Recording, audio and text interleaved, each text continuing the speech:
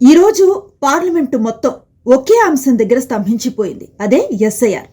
అసలు ఏంటి ఈ ఎస్ఐఆర్? ఎందుకు ప్రతిపక్షం అడ్డుపడుతోంది? ఎస్ఐఆర్ అంటే స్పెషల్ ఇంటెన్సివ్ రివిజన్. దేశవ్యాప్తంగా ఉన్న ఎన్నికల ఓటర్ల జాబితాను సమూలంగా పూర్తిగా క్లీన్ చేసే ప్రక్రియ. డూప్లికేట్ ఓట్లు, చనిపోయిన వారి ఓట్లు, అడ్రస్ చేంజ్ అయిన వారి ఓట్లను తొలగించడంతో పాటు 18 ఏళ్ల వయసులోకి అడుగుపెట్టిన వారు ఓటర్ జాబితాలో తమ పేర్లను నమోదు చేసుకునే ప్రక్రియ. అంటే కంప్లీట్గా ఓటర్ జాబితాను అప్డేట్ చేసే పని మాట. ఈ పని ప్రజాస్వామ్యంలో చాలా ఉత్తమమైనది. ఒక వ్యక్తి ఒక ఓట్, మొత్తం వ్యవస్థ క్లీన్ అవుతుంది అన్నది ప్రభుత్వ వెర్షన్. అయితే ఈ రివిజన్ని ఎన్నికలకు ముందు ఎందుకు చేపట్టారు? పైగా డాక్యుమెంట్స్ అప్డేషన్ అనేది కూడా కొంచెం క్లిష్టతరంగా కనిపిస్తుంది. పైగా జెన్యూన్ ఓటర్స్ ఎవరైతే ఉంటారో ఈ రివిజన్లో వారి పేర్లు బయటపడిపోయే ప్రమాదం ఉంది.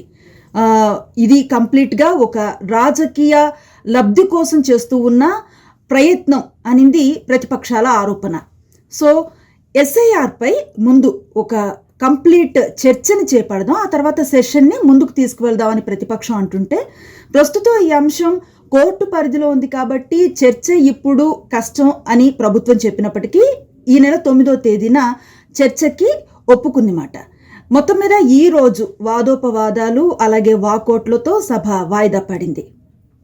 ఎస్ఐఆర్ లక్ష్యం మంచిదే, కానీ దాని అమలు తీరు ఏంటి అన్నది పెద్ద క్వశ్చన్ మార్క్.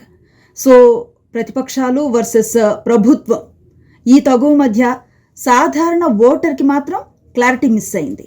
రాజకీయాల విషయాన్ని పక్కన పెడితే ఓటర్ జాబితాలో మన పేర్లు సరిగా ఉన్నాయా లేదా తెలుసుకోవటం మాత్రం చాలా అవసరం. ఈ ప్రక్రియని మీరెలా చూస్తున్నారు? కామెంట్స్లో చెప్పండి.